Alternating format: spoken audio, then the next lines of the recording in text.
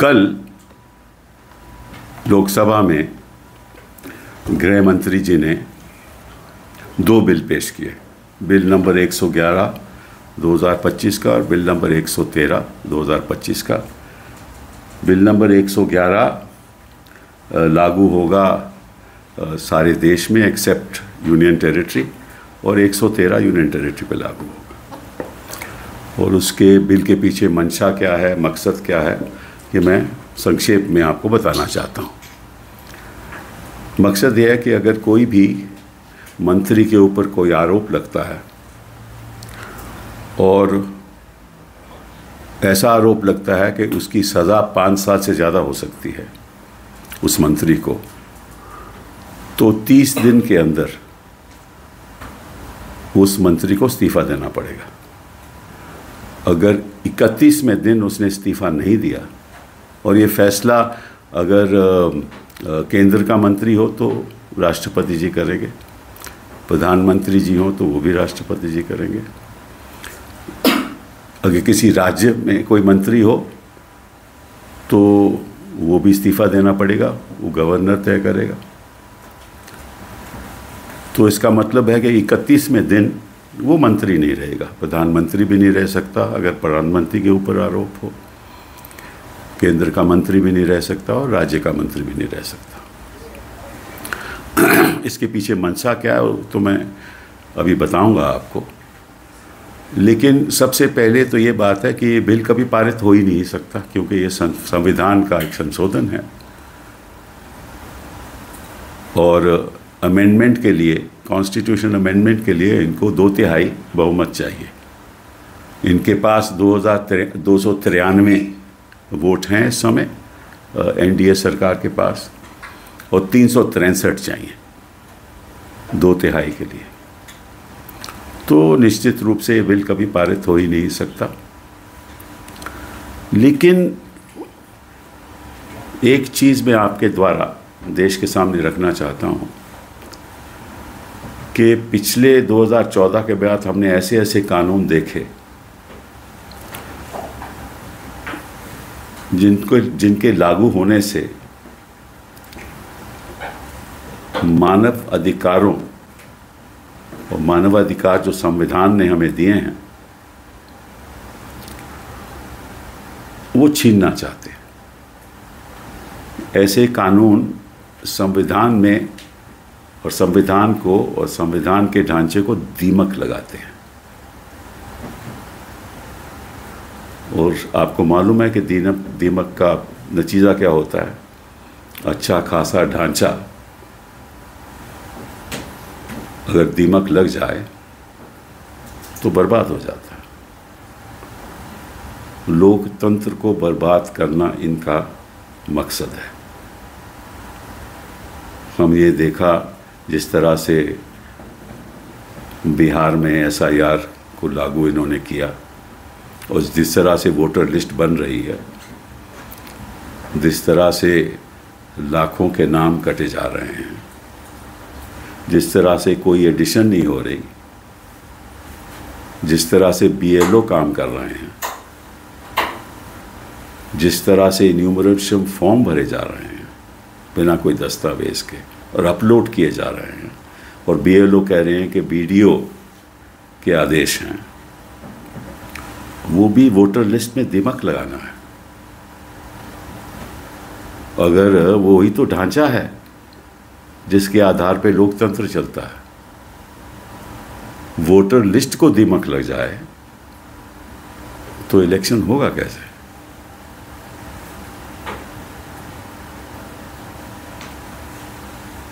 तो इनकी मंशा क्या है? आपको मालूम है कि भाई जैसे ही कोई FIR होती है तो मंत्री के खिलाफ होती है तो तुरंत या तो CBI उसको गिरफ्तार कर देती है, और CBI अगर न भी गिरफ्तार करे तो उसी बीच ED PML के अंतर्गत उसको गिरफ्तार कर देती है। और अगर जो नया कानून है हमारा, उसके द्वारा अगर किसी आरोपी को हिरासत में लिया जाए तो आपको मालूम है कि कई महीने, सालों साल लग जाते हैं बेल लेने में। केजरीवाल जी उदाहरण हैं, जैन साहब उदाहरण हैं, मनीष सिसोदिया उदाहरण हैं, हेमंत सोरेन उदाहरण हैं, कई ऐसे उदाहरण मैं आपको दे सकता हूँ। तो मैं आपसे और गृह मंत्री जी से पूछना चाहता हूँ आपके द्वारा कि गृह मंत्री जी, कोई आपका केंद्र के मंत्री के खिलाफ कभी कोई एफआईआर हुई? और जिस प्रदेश में आप सरकारें चला रहे हो उनके किसी मंत्री के खिलाफ एफआईआर हुई? तो आपकी मन की सोच है वो तो जाहिर है। आप ये ना सोचना कि जनता समझती नहीं। कुछ लोगों को गलत फहमियां होती हैं कि वो सत्ता में रहेंगे और रहते और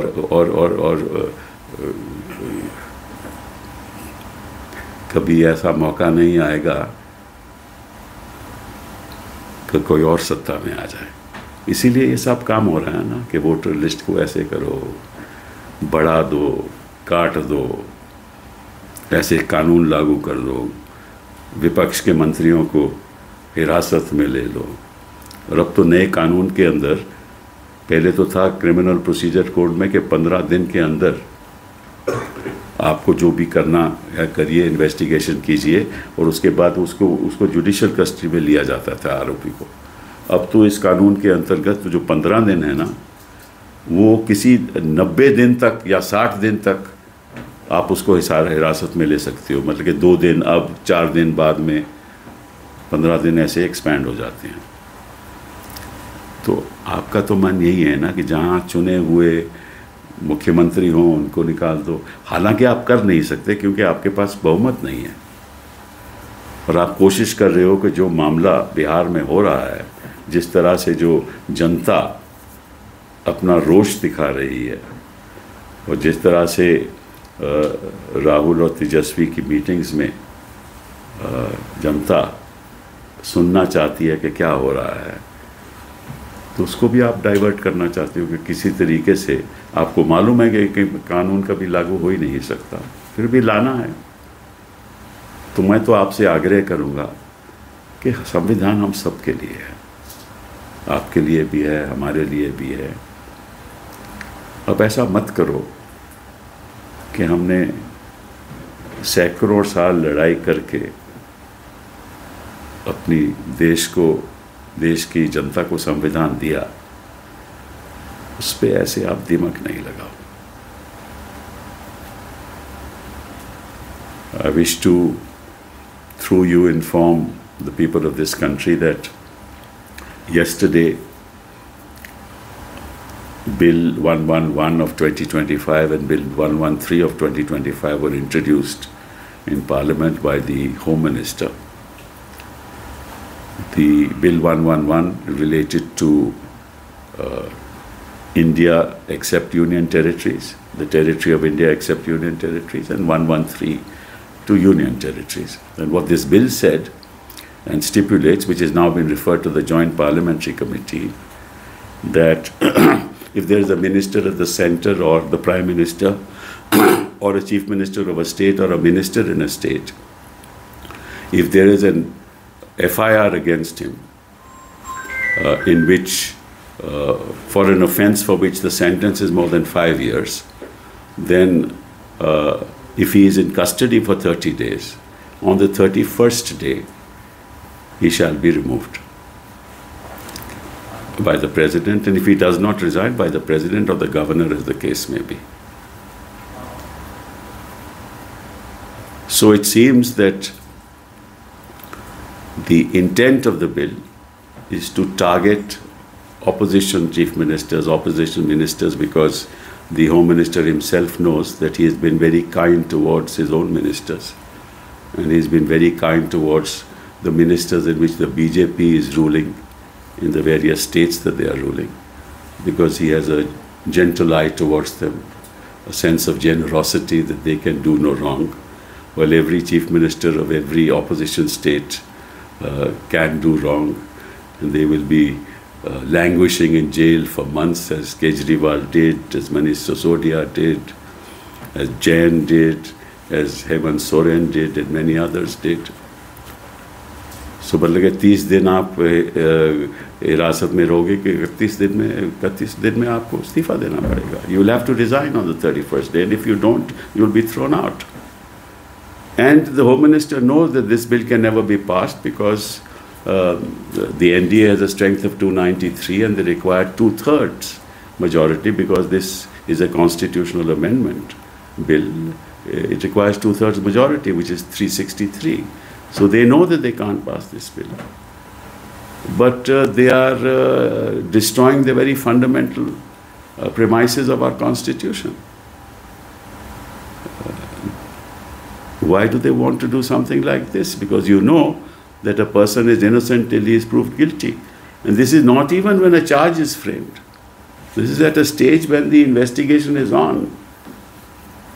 And as you know that once a person is in custody, either by the CBI or the PMLA, it is rare that he is released on bail. It takes years. So if you through these processes, and otherwise let them come to power through manipulation of the voters list. In a way, the very fundamentals of democracy are being attacked. So the termites that the Home Minister talked about, I want to tell him these are the kind of laws, right, which act like termites in the Constitution of India, the fundamentals of our democracy, right? While you may be afraid of others, we are afraid of what you are doing and your intent. You know very well how people are rallying around Rahul Gandhi and Tejasvi in Bihar. How crowds and millions, thousands and lakhs of people are coming to hear them. And you want to divert the attention of the people. You know very well what you are doing through your election commissioner. He knows very well what he is doing. And it was a pathetic state of affairs when I watched the press conference of the Chief Election Commissioner. He refuses to answer questions. And the level of arrogance have never been seen in the history of this country of any election commissioner. Why is that arrogance? Because it's the arrogance of power at the center that he exudes that arrogance.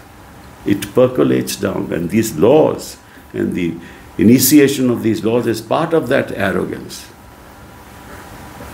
Don't destroy what hundreds of years of struggle of the people of India took to build,